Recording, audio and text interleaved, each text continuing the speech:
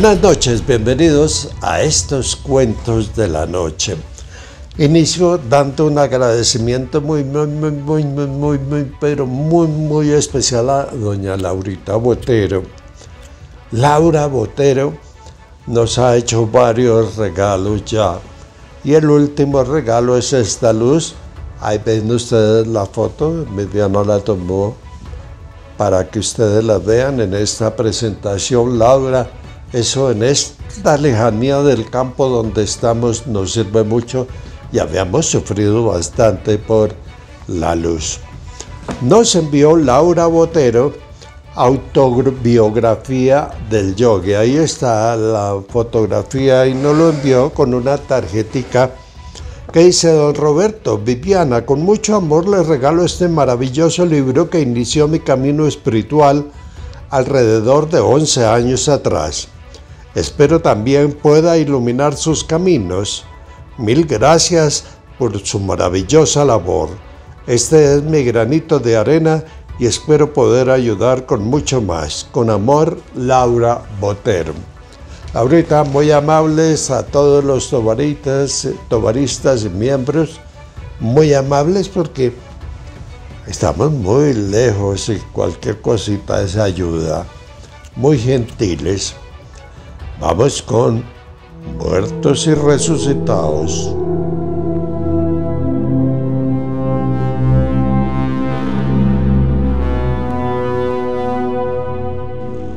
Hace unos días hubo dos noticias en la prensa.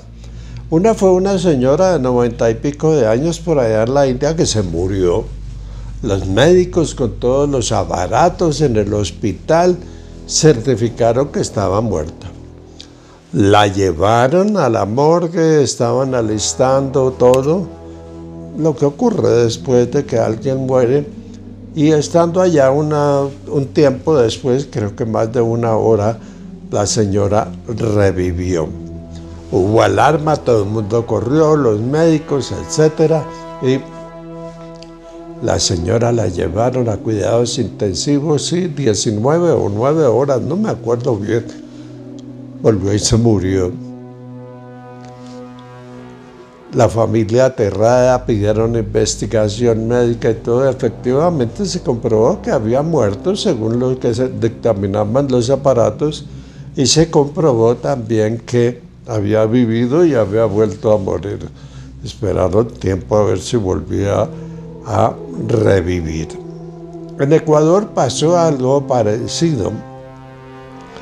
Se murió Fritis Mortis Norris Oyes, como decían antes, y esta persona, una señora también, los médicos certificaron, los aparatos certificaron, se murió, estaba en el ataúd ya para la velación y todo eso que viene después de la muerte, y de pronto golpeó el ataúd y todo el mundo se alarmó. Llevaron a la señora a cuidados intensivos, el hospital, médicos, exámenes y demás, y unas horas después la señora volvió y murió. En la prensa no hay referencia de qué dijo ella después de que volvió a vivir, pero la historia está llena de muchos casos así. Aquí en Colombia yo conozco varios. En el Charco, Nariño. Era un pueblo pequeño que alrededor del río Tapají, que desemboca en el Océano Pacífico, la mayoría vivían de la agricultura y la pesca. Y allí se murió. Que se murió fulano, que se ahogó, encontraron el cuerpo flotando en el agua, lo llevaron a la velación, hicieron todo lo que se hacía. En este caso, allá en el Pacífico, yo me acuerdo mucho de que no hacen llanto, ni plañideras, ni nada de eso, sino hacen una fiesta, una verdadera fiesta. Eso en tiempos antiguos, no sé ahora. Y estando ahí en la fiesta y en la comilona, porque también se sirven muchos manjares para celebrar el renacer del muerto. Y estaban ahí cuando llegó y todo descuidado, llegó el muerto. El muerto estaba vivo. Así como dice la canción, no estaba muerto, estaba de parranda. Otro caso que conocí tiene que ver con un joven. No un joven, ya era un señor. El Bobo Pablo le decían en la vereda. El Bobo Pablo tenía un problema, yo creo que era una especie de autismo. Yo lo conocí. Era un personaje muy servicial, callado, esquivaba las miradas y todo lo relacionado con el autismo. Y entonces consideraban que era bobo. El Bobo Pablo, un día él vivía en una casita alejada del centro del pueblito y no apareció. Fueron a ver en sí efectivamente o no efectivamente lo encontraron muerto al pobre Bobo de Pablo. Estaba muerto. Pero, oh sorpresa, en la habitación de él, en la casita donde vivía, no encontraron nada raro. Perdón, sí encontraron muchas cosas raras. Y una de ellas es que la casita estaba llena de libros. Algunos libros que la gente no conocía. Yo me acuerdo que decía que había libros de matemáticas y había libros de cosas como de números muy elevados, me imagino que geometría, física, algo así. Y había libros de literatura y había muchos libros. ¿Cómo los adquirió? Seguramente los recogía o algo hizo a lo largo de los años y los leía. Bueno, el caso es que Pablito se murió. Y bueno, llamaron a las autoridades, a la policía principalmente, para que viniera a certificar la muerte de Pablito. Y estando en la certificación, cuando llega el comandante de policía, no sé cómo es, como un sargento, algo, el policía que hay ahí para llenar una hoja de defunción. Y estaban en eso cuando Pablito abrió los ojos y comenzó a hablar y a preguntar qué pasaba. Lo habían dado por muerto. Claro que en esa época, hace tantos años, no era fácil determinar clínicamente la muerte de una persona. Todo el mundo aterrado con los libros y le preguntaban, pero él no contestaba, era muy hosco, no socializaba. Trabajaba y ayudaba, pero le decían hay que hacer esto y esto y esto, y él lo hacía y no decía nada, calladito. Pero sí extrañó mucho la presencia de tantos libros que la gente no conocía. A veces juzgamos mal a las personas. Y ese es el caso de lo que conozco. Hay otros casos, pero bueno. En estos cuentos de la noche les traigo una historia especial, una historia que es para escuchar. Yo la he llamado El Pirulino, la primera parte del Pirulino.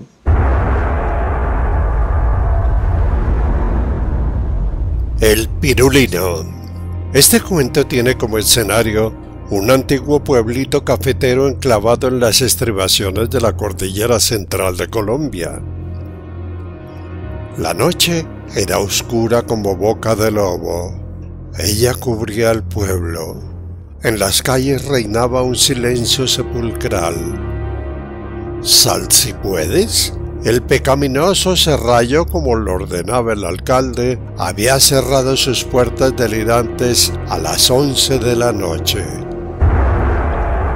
Nota: serrallo, harén, conjunto de mujeres que viven bajo la dependencia de un mismo jefe de familia en las sociedades musulmanas. En la América española se usó como palabra decente y caballeresca para definir las perversas casas de mujeres. Serrallo. Continuemos.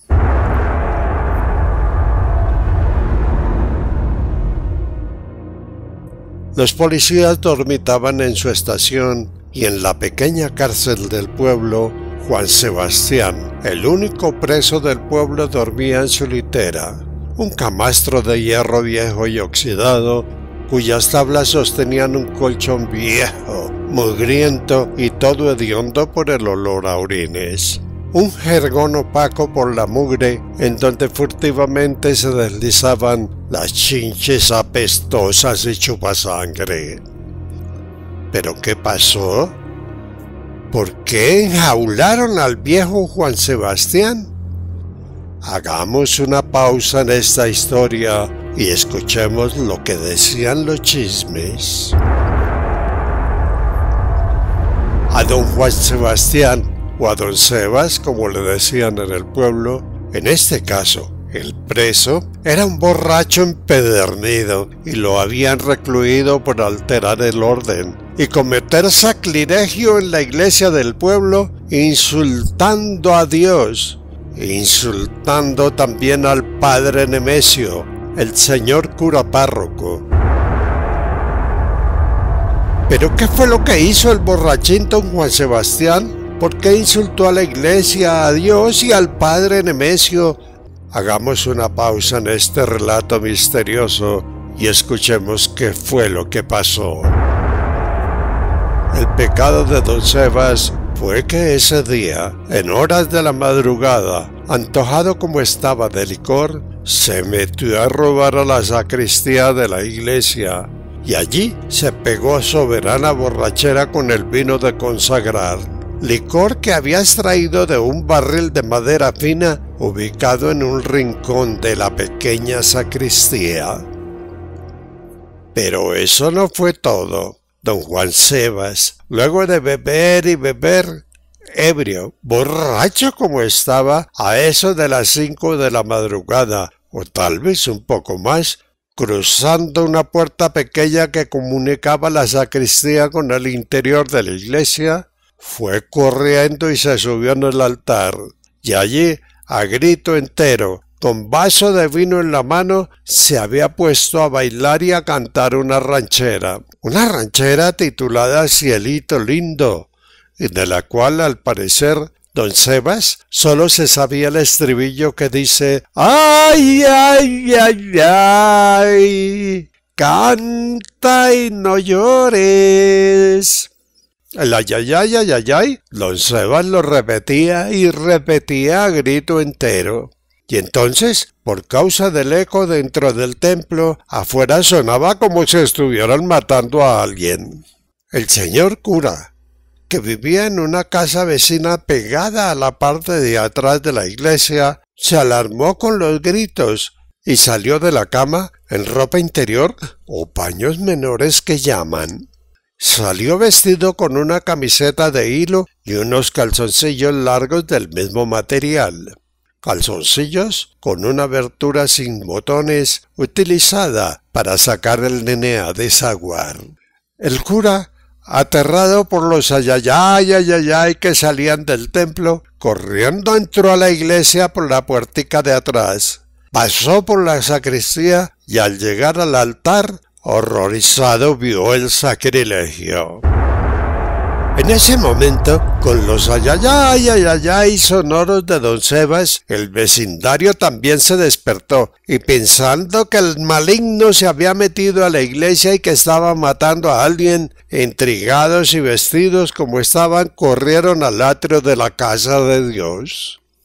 Dentro del templo, el padre Nemesio en interiores como estaba, regañando y vociferando como pudo, bajó a don Juan Sebas del altar, y casi que a rastras, agarrándolo de espalda y por debajo de los brazos, lo llevó hacia la puerta de la iglesia para sacarlo. Don Juan Sebas, borracho, seguía cantando a grito entero. ¡Ay, ay, ay, ay!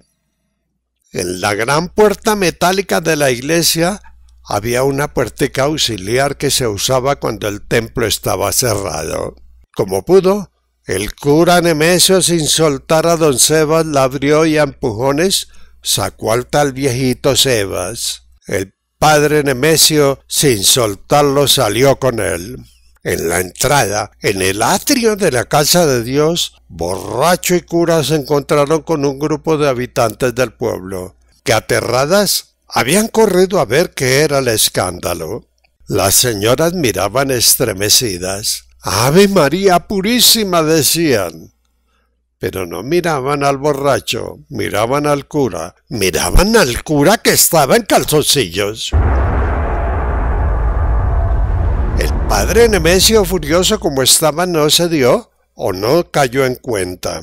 No cayó en cuenta del detalle y de un empujón botó al suelo a don Sebas borrachín y al hacerlo quedó de pie, de frente a las señoras y los demás que habían corrido a la iglesia. Don Juan Sebas, al caer al suelo, dejó de cantar. Nadie se fijó en el borracho. Todos miraban al cura en calzoncillos. Entonces una jovencita dijo: «¡Uy, no puede ser! El padrecito tiene pirulino». Todos miraron la entrepierna del cura. El padre Nemesio, agitado como estaba, no se dio cuenta de nada. En eso, una matrona rezandera, ya entrada en años, dijo: «¿Pirulino? Será pirulinito. Yo conocí verdaderos pirulinos». Todos rieron y la miraron aterrados. El cura escuchaba y no entendía. Entonces, uno de los hombres que había corrido al atrio, de un salto se paró frente al cura tapando al famoso pirulino, y en secreto le dijo: «Padre, se le salió el pirulinito». El cura no entendió. Entonces el hombre, señalándole el fundillo, le dijo: «El pirulino, padre, el pirulino». El cura se miró y ¡oh Dios! ¡Oh Dios! El cura, por reflejo, velozmente se llevó las manos al fundillo y de un salto entró en la iglesia. Cerró la puertica y desapareció. Los chismosos soltaron la carcajada. A nadie le importó el borracho don Juan Sebastián. Ese día de vergüenzas, el chisme del pirulino del padre Nemesio se regó por el pueblo. Todos hablaban del pirulinito. A partir de ese escándalo y con los días, en el pueblo, al padre Nemesio lo llamaban el cura pirulino, y en ocasiones, cuando caminaba por la plaza, en la rocola de billar y bar del pueblo, a todo volumen le colocaban una canción muy famosa por esa época: la canción del pirulino. Nota: el pirulino. Esta canción fue compuesta en una tarde de 1961 por el famoso Calixto Ochoa. La canción nació cuando don Ochoa vio a un señor llamado Aquilino, que estaba tomando cerveza con un amigo apodado Pirulino. Y Pirulino, ya borracho, se fue a desahogar sus penas al patio y allí lo atacó un perro que le rasgó el pantalón. Bueno, conocido el chisme, regresemos al cuento. Después de quedar tirado en el atrio, el borrachín don Sebas fue capturado. Y como en esa época en el pueblo solo había 2 policías, a los reos o presos que no eran peligrosos, en la noche los dejaban solos encerrados con candado en la única celda o cárcel del pueblo. Y allí estaba don Sebas borrachín. En la vida real, don Sebas era un agricultor acomodado, pues tenía varios lotes sembrados de café, allá por una vereda llamada La Diabla. Don Sebas había casado con doña Ermelinda, o doña Furiosa, como la llamaban en el pueblo, una matrona corpulenta que parecía alemana y que por lo alcohólico de su marido se había encargado de administrar sus cultivos de café y la hacienda que tenían. Y fue doña Ermelinda o doña Furiosa quien, enterada de lo sucedido, a las 9 de la mañana del siguiente día del escándalo con el pirulino del cura, llegó hasta la estación de policía, y allí, luego de darle unos pesitos al guardián, Cargándolo como chino chiquito en sus brazos, alzó al flacuchento don Sebas y por la calle lo llevó caminando. Lo llevó caminando 10 cuadras arriba. La gente miraba y murmuraba, pero no murmuraba de don Sebas, sino del Pirulino, del padre Pirulino, del padre Nemesio. Alzado como bebé, don Sebas, todo babeado y con la cabeza y brazos desgonzados, dormía profundamente en los brazos de doña Furiosa. Al llegar a la casa, Furiosa descargó al borracho sobre una banca de madera, ensilló 2 mulas que tenía en el corral, cargó y amarró como muerto a su esposo y marchó para la hacienda ubicada a 1 hora de caballo del pueblo, en la vereda La Diabla. En el camino debían pasar por un angosto sendero que bordeaba un acantilado profundo del que los campesinos llamaban el Paso del Diablo. Doña Armelinda o doña Furiosa iba adelante, llevando de cabestro con un lazo la mula que cargaba amarrado como muerto a don Sebas.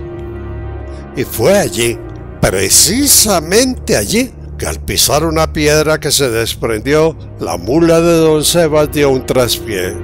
Al sentir el jalonazo y ver que la mula con su esposo caía, doña Furiosa trató de contener el lazo que sostenía la mula, pero el cabestro se rompió y la mula con su carga cayó a lo profundo del Paso del Diablo. Este cuento pirulino continuará. ¿Será que con la caída don Sebas y la mula se mataron? ¿Qué hizo después doña Furiosa? ¿Por qué lo llamaban el Paso del Diablo? Eso lo escucharemos en la próxima entrega de Cuentos de la Noche.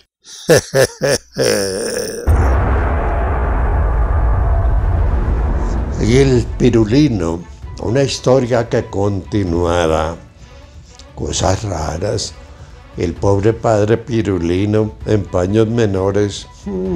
Todo lo que mostró. Doña Furiosa. ¿Qué pasaría, como lo dice el cuento, con don Sebas, el borrachito? Lo veremos en los siguientes cuentos de la noche. A todos ustedes, a los tobaristas, a los miembros muy amables, a doña Laura Botero, sus regalos de verdad son de mucha utilidad para nosotros en la lejanía en que estamos.